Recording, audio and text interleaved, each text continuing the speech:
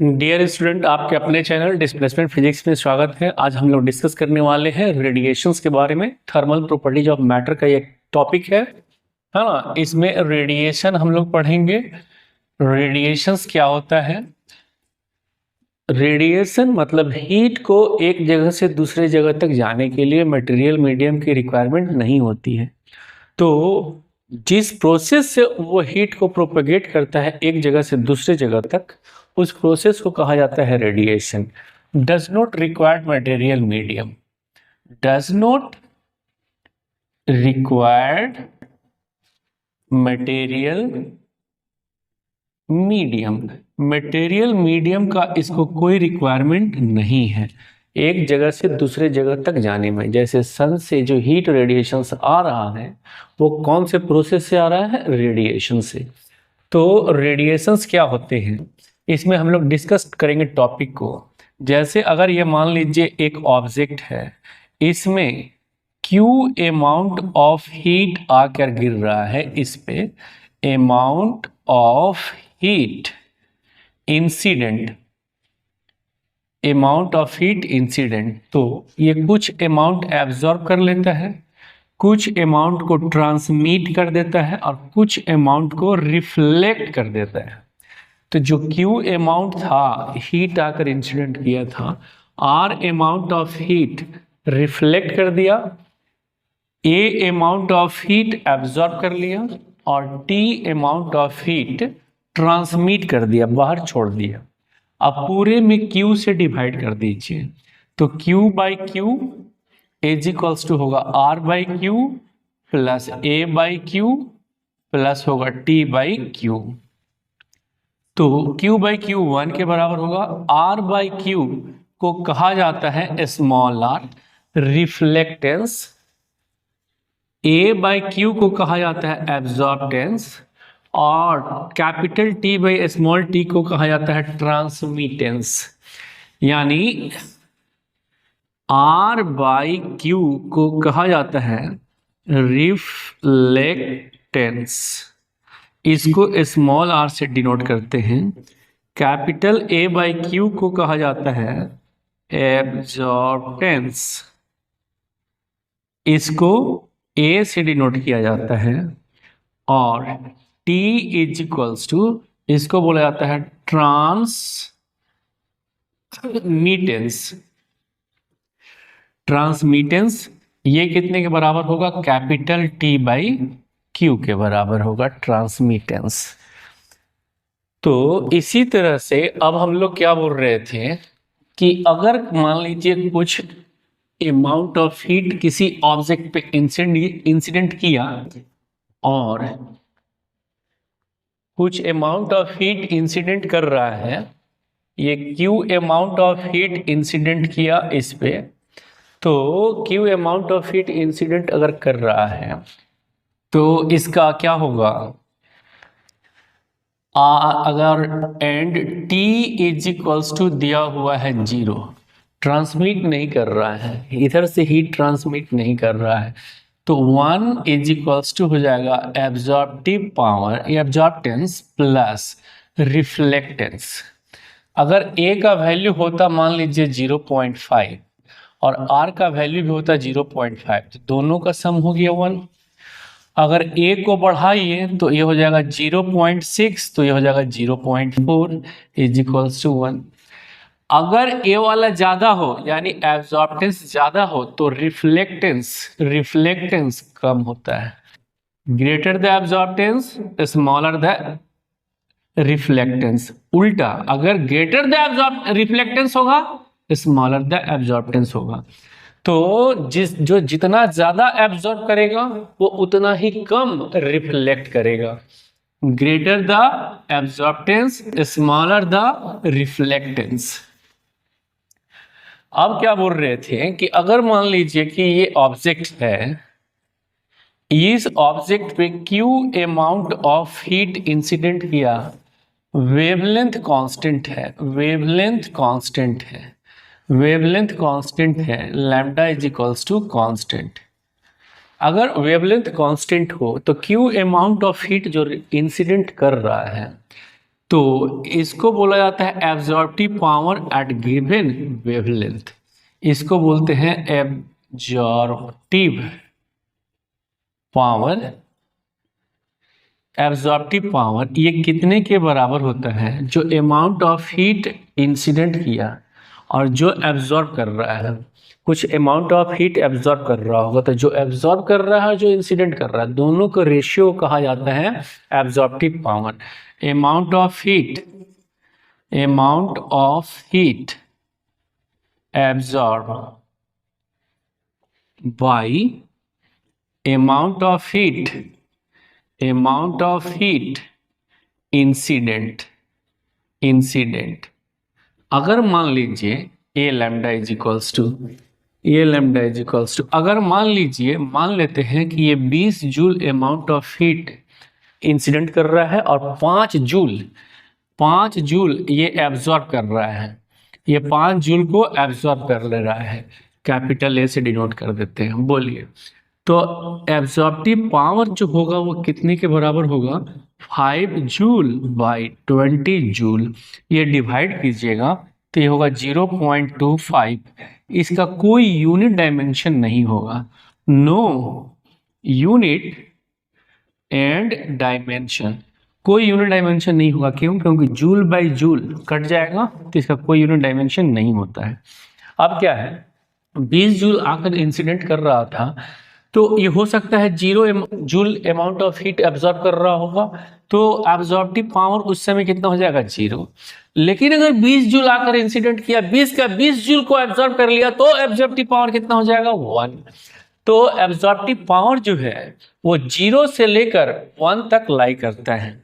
Lies between, absorptive power कहां से कहां तक लाई करेगा? 0 से लेकर 1 के बीच में। इसको याद रखिएगा, absorptive power lies between 0 to 1।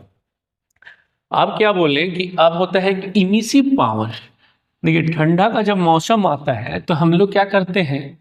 Emissive power, ठंडा का जब मौसम आता है तो हम लोग क्या करते हैं? पूरा हाथ पैर सब सिकोड़ लेते हैं, यानी एरिया, सरफेस एरिया अपना हम लोग कम कर लेते हैं। तो सरफेस एरिया जो कम कर लेते हैं, एरिया को डिक्रीज करते हैं। तो एरिया डिक्रीज कर लीजिएगा तो आपसे हीट रेडिएशंस बाहर कम निकलता है ना, आपको गर्म बना के रखे रहेगा। तो अगर ये मान लीजिए कोई ऑब्जेक्ट है, ये कोई ऑब्जेक्ट है, तो इमिसिव पावर किसे कहेंगे? Emissive power. ये किसे कहेंगे? इसको कैपिटल ई से डिनोट करते हैं, इमिसिव पावर को। इमिसिव पावर कहा जाता है अमाउंट ऑफ हीट रेडिएटेड पर unit area per unit time. ये है एरिया, इस ऑब्जेक्ट का जितना एरिया होगा वो एरिया, और ये टी है टाइम, और ये है अमाउंट ऑफ हीट रेडिएटेड। देखिए, अमाउंट ऑफ हीट रेडिएटेड यानी इसका जो यूनिट होगा वो कितना होगा? जूल बाई, इसका यूनिट होगा मीटर स्क्वायर, इसका यूनिट होगा सेकेंड। तो जूल बाई सेकेंड को वाट बोलते हैं, तो ये होगा वाट बाई मीटर स्क्वायर। तो इमिसिव पावर का यूनिट होता है वाट मीटर -2। लेकिन एब्जॉर्प्टिव पावर का कोई यूनिट नहीं होता है और इसका वैल्यू 0 से 1 के बीच में लाई करता है। अब क्या बोलेंगे कि अगर मान लीजिए कोई ऑब्जेक्ट है, ये मान लीजिए एक ऑब्जेक्ट है, वो यहाँ पे Q amount of heat incident किया, कुछ अमाउंट ऑफ हीट इमिट कर दिया, इमिशन हो गया, और कुछ अमाउंट ऑफ हीट को एब्जॉर्ब कर लिया। तो किरचॉफ्स लॉ क्या कहता है? किरचॉफ्स लॉ क्या कहता है?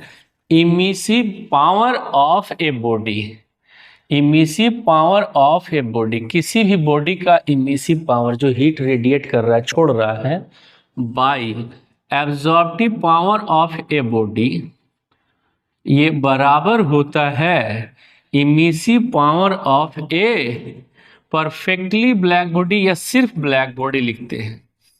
अब ये इतना के बराबर होता है, तो इसी को बोलते हैं किरचॉफ्स लॉ। तो इमिसिव पावर एक बॉडी का कुछ होगा, एब्जॉर्प्टिव पावर भी होगा उसका, यानी छोड़ भी रहा होगा और इमिट भी कर रहा होगा। उसका इमिसिव पावर किसके बराबर होता है? ब्लैक बॉडी के इमिसिव पावर के बराबर होता है। अगर परफेक्टली ब्लैक बॉडी होगा तो जितना अमाउंट ऑफ हीट इस पे दे रहे हैं, टोटल का टोटल अमाउंट ऑफ हीट अगर वो एब्जॉर्ब कर ले, ए बराबर क्यू के बराबर हो जाए, तो इसको बोलेंगे perfectly black body. Perfectly black body, perfectly black body. Black body से ये मतलब नहीं है कि ये काला रंग का हो, काला रंग का कोई जरूरी नहीं है कि काला रंग का होगा तो ब्लैक बॉडी होगा। हाँ ना, किसी भी कलर का होगा तो ब्लैक बॉडी उसको बोल सकते हैं, प्रोवाइडेड जो उस पर हीट दे रहे हैं वो एब्जॉर्ब कर रहा हो। अगर टोटल का टोटल एब्जॉर्ब कर लिया तो उसको बोलेंगे परफेक्टली ब्लैक बॉडी। और अगर मान लीजिए इस पे हीट दिए, टोटल का टोटल इमिट कर दिया, रिफ्लेक्ट कर दिया, तो उसको बोलेंगे परफेक्टली व्हाइट बॉडी। तो परफेक्टली ब्लैक बॉडी का एब्जॉर्प्टिव पावर कितना होता है? 1। जितना हीट दीजिएगा टोटल का टोटल एब्जॉर्ब कर लेगा। इसलिए एब्जॉर्प्टिव पावर ब्लैक बॉडी का यहाँ पे नहीं लिखे थे। ब्लैक बॉडी का एब्जॉर्प्टिव पावर कितना हो जाएगा? 1। जो दिए हैं टोटल का टोटल एब्जॉर्ब कर लिया। एब्जॉर्प्टिव पावर ब्लैक बॉडी का कितना होता है? 1। तो e black body, emissive power of a black body by absorptive power of black body, ये कितना के बराबर हो जाएगा? ये वाला 1 के बराबर हो जाएगा। इसलिए इसके नीचे में नहीं लिखा जाता उसको। आप क्या कहते हैं? ये हुआ किरचॉफ्स लॉ कि इमिसिव पावर एक बॉडी का absorptive power of a body, दोनों का जो रेशियो होता है वो कांस्टेंट होता है, वो होता है emissive power of a black body के बराबर होता है। आप क्या बोल रहे थे कि अगर मान लीजिए इमिसिविटी होता है ना, एक होता है इमिसिविटी, इमिसिविटी इसको स्मॉल ई से लिख रहे हैं। अब क्या बोल रहे हैं कि अगर ये बॉडी है, ये हीट इमिट कर रहा है ना, ये ई अमाउंट ऑफ हीट को छोड़ रहा है, तो इमिसिविटी कहा जाता है, ई कहा जाता है जो बॉडी का इमिसिव पावर है by emissive power of a black body. Black body इसी को कहा जाता है इमिसिविटी। इमिसिविटी किसे कहते हैं? ये ऑब्जेक्ट है, कुछ अमाउंट ऑफ हीट को ये रेडिएट करेगा per unit area, per unit time, तो उस बॉडी का इमिसिव पावर और emissive power of a black body, इन दोनों के रेशियो को कहा जाता है इमिसिविटी। अब देखिए, ये वाला इधर लेके चले जाइए, ये वाला इधर लेके जाइए, तो E body by E black body, ये बराबर हो जाएगा absorptive power of a body. तो ये कितने के बराबर होगा? ये कितने के बराबर होगा? ये कितने के बराबर होगा? Absorptive power of a body. तो इमिसिविटी और एब्जॉर्प्टिव पावर किसी भी बॉडी का सेम होता है, बराबर होता है। जो जितना एब्जॉर्ब करेगा वो उतना इमिट करेगा। Greater the absorptive power, greater is the emissivity of that object. जो जितना खाएगा उतना ही निकालेगा। आप समझ रहे हैं?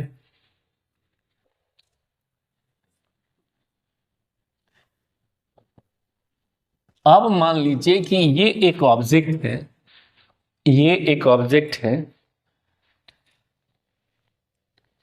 ये एक ऑब्जेक्ट है, इसका टेम्परेचर ऑब्जेक्ट का दिया हुआ है T0।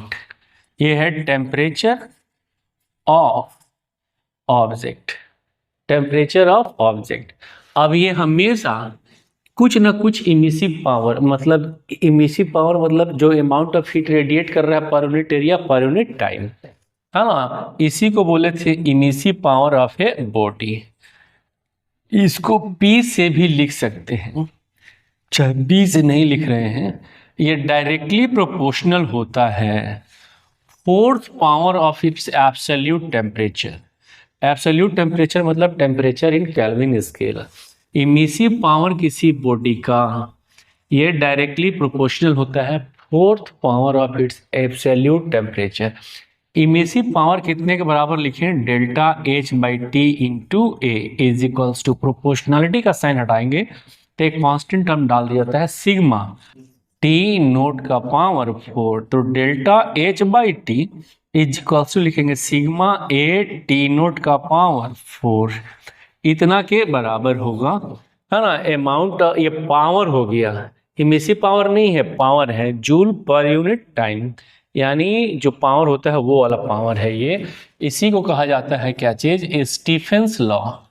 Stephen's law, Stephen's law किसको बोलेंगे, किसी बॉडी का गिवन वेवलेंथ पे, लैम्डा सब जगह कांस्टेंट होना चाहिए, कि गिवन वेवलेंथ पे जो अमाउंट ऑफ हीट रेडिएट कर रहा है कोई बॉडी, तो उसका इमिसिव पावर डायरेक्टली प्रोपोर्शनल होता है fourth power of its absolute temperature at given wavelength.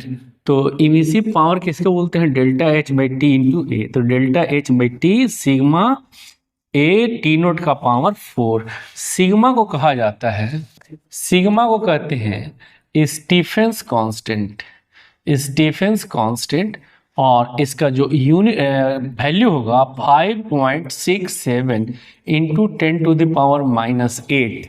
अब देखिए ये वाला हो गया वाट, ये नीचे आता है मीटर स्क्वायर और इसका नीचे आता है केल्विन, तो इसको लिख देंगे वाट मीटर का पावर -2 और केल्विन का पावर -4।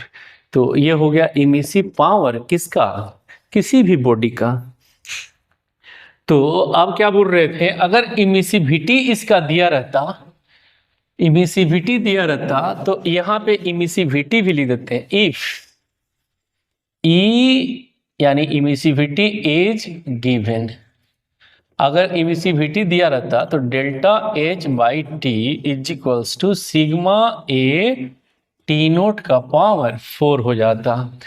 अब मान लीजिए कि सराउंडिंग का भी कुछ न कुछ टेम्परेचर होता, अगर सराउंडिंग का टेम्परेचर भी होता, मान लीजिए ये ऑब्जेक्ट है, ये टी नोट डिग्री सेल्सियस पे है या टी नोट केल्विन पे है, ये हमेशा याद रखिएगा, टी नोट का पावर 4 ये हमेशा केल्विन स्केल में रखना है, और ये टेम्परेचर ऑफ सराउंडिंग जो दिया हुआ है टीएस दिया हुआ है, तो इससे हीट रेडिएट करता डेल्टा एच बाई टी, है ना। ये क्या हुआ, पावर लॉस बाई ऑब्जेक्ट, ये ऑब्जेक्ट के द्वारा कितना पावर लॉस होता, सिग्मा ए ई टी नोट का पावर 4। अब सराउंडिंग का भी टेम्परेचर भी तो है, इससे ये कुछ ले रहा होता, है ना। Power gain by object, power gain by object, तो डेल्टा एच बाई टी ये कितने के बराबर होता, सिग्मा ए, है ना, एब्जॉर्प्टिव पावर लिखते हैं ए, टी एस का पावर 4। अगर इस ऑब्जेक्ट का टेम्परेचर ज़्यादा होता, इस ऑब्जेक्ट का टेम्परेचर ना यानी सराउंडिंग का टेम्परेचर कम होता, तो इस बॉडी का टेम्परेचर धीरे धीरे घट जाता, और जो पावर लॉस हो जाता, net power loss, net power loss कितना हो जाता है, delta H by T net. ये कितना के बराबर हो जाता, power loss minus power gain. तो पावर लॉस कितना के बराबर हो जाता, पावर लॉस कितने के बराबर हो जाता, सिग्मा ए ई टी नोट का पावर 4 माइनस पावर गेन कितने के बराबर हो जाता, सिग्मा ए टी एस का पावर 4। अभी थोड़ा देर पहले लिखे थे ए और ई दोनों इक्वल होता है किसी भी ऑब्जेक्ट के लिए, तो delta H by T net ये कितने के बराबर हो जाएगा, सिग्मा ई ए कॉमन हो गया दोनों में है, और टी नोट का पावर 4 माइनस टी एस का पावर 4। ई क्यों लिखे हैं, इसमें भी ई और ए दोनों आपस में बराबर है, ई इज इक्वल्स टू होता है ए, याद रखिएगा। तो इतना नेट पावर लॉस करेगा एक ऑब्जेक्ट, तो इसी को बोलते हैं क्या चीज, स्टीफेंस लॉ। अब ये वाला जो नेट लॉस कर रहा था, अगर मान लीजिए अभी गर्मी का दिन होता, तो गर्मी का दिन होता तो ये वाला जो ऑब्जेक्ट होता, ऑब्जेक्ट का टेम्परेचर कम होता मान लेते हैं, और सराउंडिंग का टेम्परेचर गर्मी के दिन में ज़्यादा होता, तो ऑब्जेक्ट इधर से कम हीट रेडिएट कर रहा होता और ये ज़्यादा हीट एब्जॉर्ब कर रहा होता। तो उस ऑब्जेक्ट का टेम्परेचर धीरे धीरे बढ़ने लगता है। जैसे गर्मी का जब दिन आता है तो हम लोग को कैसे बेचैनी हो जाती है। ऑब्जेक्ट अगर ये मान लीजिए हम लोग होते हैं तो इसका 37 डिग्री सेल्सियस लगभग हम लोगों का बॉडी टेम्परेचर होता है। तो ठंडा का दिन में तो एनर्जी लॉस करेंगे हम लोग। ठंडा का दिन में मतलब सराउंडिंग का टेम्परेचर कम हो, हम लोग का टेम्परेचर ज़्यादा हो तो हीट लॉस करेंगे। लेकिन वही गर्मी का दिन आ जाएगा तो हम लोग में फिर ज़्यादा एनर्जी आने लगेगा। तो ज़्यादा एनर्जी आने लगेगा तो नहाने लगेगा 5 बार, है ना। या कुछ न कुछ ऐसा कीजिएगा, पूरा पैर फैला के एरिया बढ़ा लीजिएगा, है ना। एरिया को बढ़ा लीजिएगा, जितना एरिया बढ़ाइएगा उतना हीट लॉस होगा आपको। तो कोशिश करते हैं पूरा फैल फैल कर सोने के लिए गर्मी के दिनों में।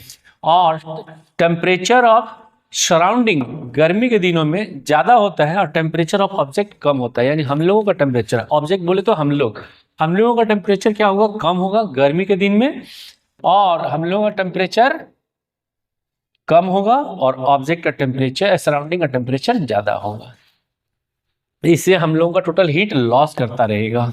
आप क्या बोल रहे थे कि अगर मान लीजिए ये टेम्परेचर किसी भी टेम्परेचर डिफरेंस के लिए ये वाला है, एक किसी भी टेम्परेचर डिफरेंस के लिए ये दिया हुआ है, लेकिन अगर मान लीजिए टेम्परेचर डिफरेंस कम हो, एक गिलास दूध रख दिए, अब एक गिलास दूध धीरे धीरे धीरे करके ठंडा होगा, तो ऑब्जेक्ट का टेम्परेचर और सराउंडिंग का टेम्परेचर में बहुत ज़्यादा का डिफरेंस नहीं है।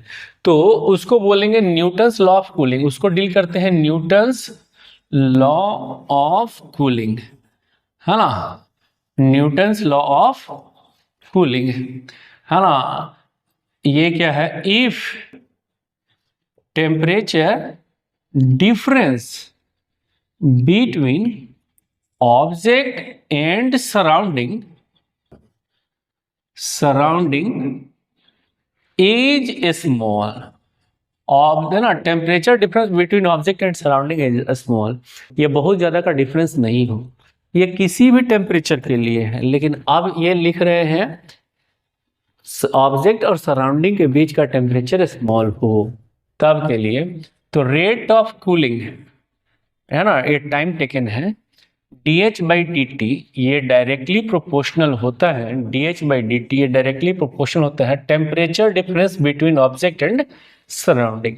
ये ऑब्जेक्ट का टेम्परेचर है, ये सराउंडिंग का टेम्परेचर है, और ये निगेटिव साइन क्या इंडिकेट कर रहा है, धीरे धीरे ऑब्जेक्ट का हीट लॉस कर रहा है।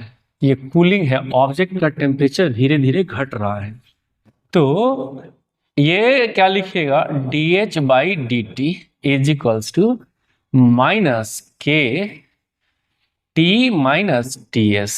D H is equals to, हम लोग बहुत पहले वाला फर्स्ट वीडियो में देखिए लिखे हुए हैं, D H is equals to कितना होता था, एम एस डी टी। ये चेंज इन टेम्परेचर है, डी टी क्या है, change in temperature, change in temperature, और ये डी टी क्या है, टाइम टेकन। ये डी टी क्या है, टाइम टेकन। अब इसको लिखेंगे M S D T by D T is equals to minus K T minus T S. अब कितना लिख देंगे हम लोग, अब कितना लिख देंगे, अब कितना लिखेंगे कि ये लिख देंगे, ये इधर चला जाएगा और ये इधर लेके आ जाते हैं।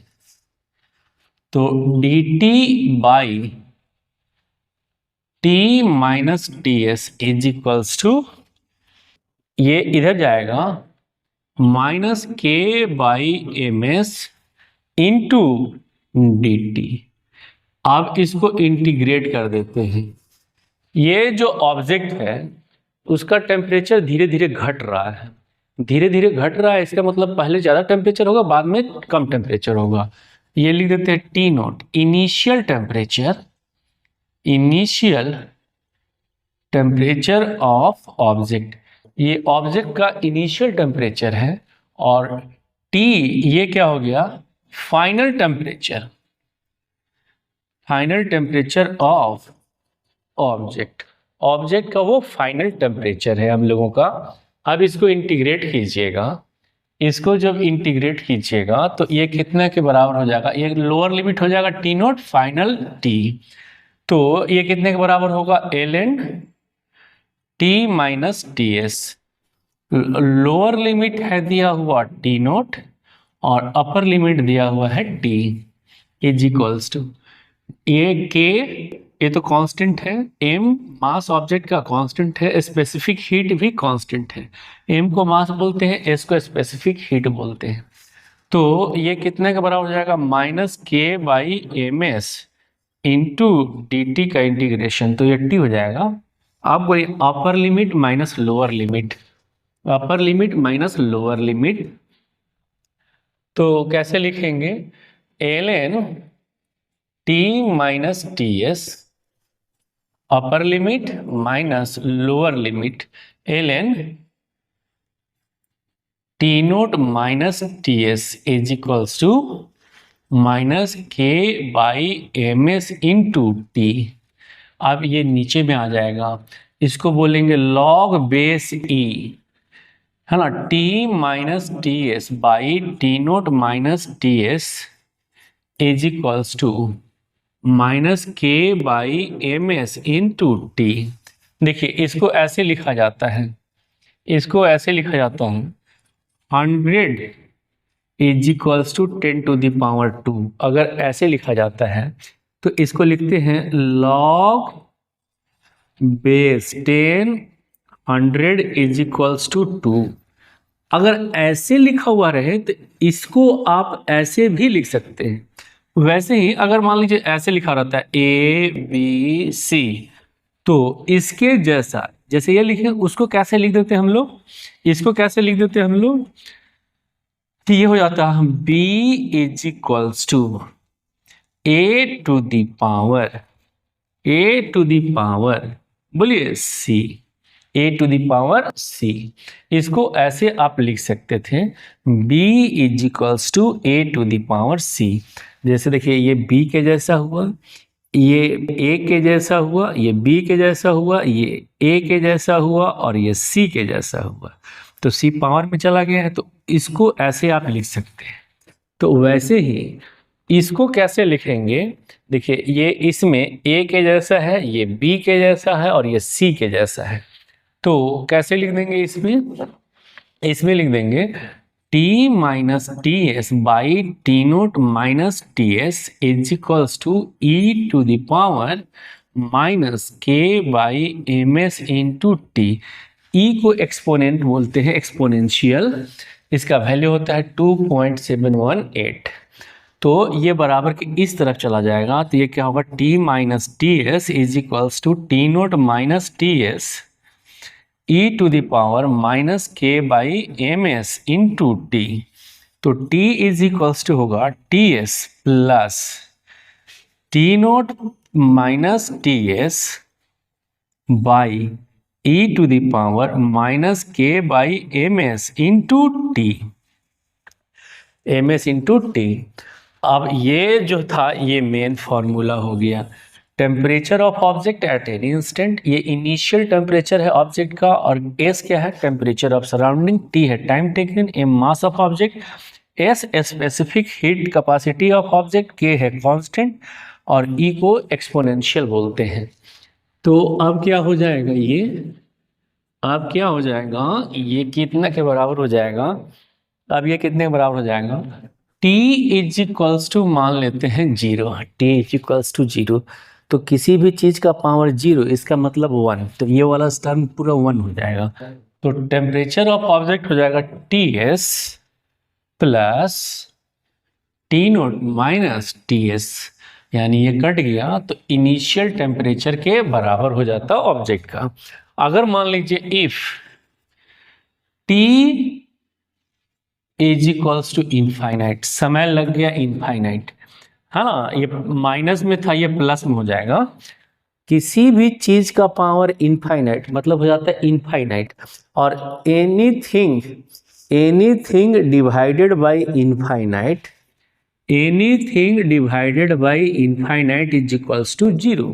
तो t बराबर हो जाता है टी एस, तब t इज इक्वल्स टू हो जाता temperature of object temperature of surrounding के बराबर हो जाता है। अब इसका ग्राफ अगर ड्रॉ करना होता तो इसका ग्राफ कैसे ड्रॉ कर देते हैं, ये टेम्परेचर है, तो इसका और इधर टाइम है, तो इसका जो ग्राफ होगा ऐसा होगा। ये हो गया, मान लीजिए ये टेम्परेचर ऑफ किसका हो गया, ये टेम्परेचर ऑफ सराउंडिंग लिख देते हैं, इनफाइनाइट पे जाके मिल जाएगा। और यहाँ पे इधर जो होगा इनिशियल टेम्परेचर हो जाएगा, और ये वाला को क्या लिख देते हैं, टाइम। ये टाइम हो गया, और इधर क्या हो गया, टेम्परेचर हो गया टी। तो ये एक्सपोनेंशियल ग्राफ हो गया, इसका ये वाला ग्राफ हो गया ऑब्जेक्ट का, कि ऑब्जेक्ट का टेम्परेचर कैसे वैरी करेगा। तो ऑब्जेक्ट का टेम्परेचर ऐसे वैरी करेगा। आप क्या बोले कि ये जो हम लोग लिख रहे थे ये तो डिफरेंशियल फॉर्म में लिखे, अगर मान लीजिए जनरल फॉर्म में लिखना होता तो कैसे लिखते हैं। अगर ये मान लीजिए टेम्परेचर होता ऑब्जेक्ट का, ये इनिशियल टेम्परेचर लिख दिए हैं, इनिशियल टेम्परेचर टी नोट लिख देते हैं, और कुछ देर के बाद उसका जो टेम्परेचर हो जाता ऑब्जेक्ट का T1 हो जाता, और ये टेम्परेचर ऑफ सराउंडिंग है। हम लोग पढ़ रहे हैं न्यूटन्स लॉ ऑफ कूलिंग, मतलब ये ऑब्जेक्ट का टेम्परेचर घट रहा है, यानी टी नोट ज़्यादा होगा और T1 कम होगा, टी नोट ज़्यादा होगा और T1 कम होगा। और ये टेम्परेचर ऑफ सराउंडिंग है, ये तो कम होना ही है, तभी तो इसको घटते घटते घटते घटते इसके सराउंडिंग के टेम्परेचर के बराबर रखना है। मतलब एक गिलास अगर दूध रख दीजिए रूम में, तो उसका टेम्परेचर धीरे धीरे घटेगा, और घटते घटते सराउंडिंग यानी रूम के टेम्परेचर के बराबर उसका टेम्परेचर हो जाएगा। अब यहाँ से लेकर यहाँ तक आने में ऑब्जेक्ट का टेम्परेचर टी नोट से T1 तक आने में जो समय लगा वो कितना लगा, टी। तो इसको कैसे लिखेंगे, अभी हम लोग थोड़ा देर पहले लिखे थे delta H by T is equals to, लिखे थे minus K T minus T S. ये टेम्परेचर ऑफ ऑब्जेक्ट लिख रहे थे। तो टेम्परेचर ऑफ ऑब्जेक्ट जो इसमें लिखा हुआ है वो इनिशियल है टी नोट और फाइनल है T1। इसको कितना लिखेंगे बोलिए, एम एस डेल्टा टी लिखते थे, तो डेल्टा टी कितने के बराबर लिखेंगे, delta T M S del T. तो ये लिखेंगे T1 minus T naught by T, तो is equals to minus K. आप बोलिए यहाँ जो ऑब्जेक्ट का टेम्परेचर है उसको कितना लिखते हैं। तो ये जो दोनों टेम्परेचर है ऑब्जेक्ट का, ये घटा हुआ टेम्परेचर है और ये बड़ा वाला टेम्परेचर है, तो इन दोनों का मीन वैल्यू अरिथमेटिक मीन रख देते हैं। तो यहाँ लिख देंगे T1 plus T naught by 2 minus T S, temperature of surrounding. अब ये इधर चला जाएगा, तो ये माइनस को इधर ले लेते हैं, तो ये हो जाएगा T naught minus T1 by T, minus बाहर कॉमन ले लिए, ये वाले माइनस से कट जाएगा, तो इसको लिख देंगे K बाई एम एस। ये हो जाएगा T1 plus T naught by 2 minus T S. ये बहुत इंपॉर्टेंट फॉर्मूला हो गया, बहुत बार आया हुआ है, ये वाला क्वेश्चन आता है। इसको K डैश लिख देते हैं, है ना, इसको लिख देते हैं K डैश, और एक क्वेश्चन आप लोग बना दीजिएगा, बस हो गया। ये अगर मान लीजिए लिखा हुआ रहता है ना, ये क्या है, final temperature of object, final temperature of object, ये है initial temperature of object, initial temperature of object, और ये है temperature of surrounding, temperature of surrounding, ये है टेम्परेचर ऑफ सराउंडिंग। अब क्वेश्चन दिया हुआ है कि ये ऑब्जेक्ट है, ये दिया हुआ है ना 90 डिग्री सेल्सियस पे, ये 80 डिग्री सेल्सियस तक आने में जो समय लगाया, ये मान लेते हैं 10 मिनट का समय लगाया। तो ये 80 से 70 डिग्री सेल्सियस तक आने में कितना समय लगाएगा वही निकालना है। Temperature of surrounding, temperature of surrounding दिया हुआ है, टेम्परेचर ऑफ सराउंडिंग दिया हुआ है 25 डिग्री सेल्सियस। तो इसको कैसे निकाल देंगे हम लोग, इसको कैसे निकाल देंगे, इसी फॉर्मूले पे रखेंगे, यही फॉर्मूला पे रखेंगे। देखिए इनिशियल टेम्परेचर कितना दिया हुआ है 90, फाइनल टेम्परेचर दिया हुआ है 80, यहाँ से यहाँ तक आने में समय लगा है 10 मिनट, तो 90 minus 80 by 10 minute is equals to K. इसको लिख देते हैं के, है ना, इसको लिख देते हैं K बाई एम एस रहने देते हैं, और ये लिख देंगे कितना T1 प्लस टी नोट, तो इन दोनों का सम 90 + 80/2 - 25। इसमें जहाँ टेम्परेचर डिफरेंस दिया हुआ रहे तो वो सेल्सियस में ही रहने दीजिएगा, क्योंकि change in temperature in Celsius scale and kelvin scale same ही होता है। तो इसको ऐसे छोड़ दीजिएगा, केल्विन में भी कीजिएगा तो उतना ही आएगा। लेकिन अगर मान लीजिए टी नोट का पावर 4 था और टी एस का पावर 4 था, ये पावर 4 वाला रहेगा तो नहीं करना है, नहीं तो वो फिर गड़बड़ हो जाएगा। तो आपको करना है केवल change in temperature Celsius scale और केल्विन स्केल में बराबर होता है।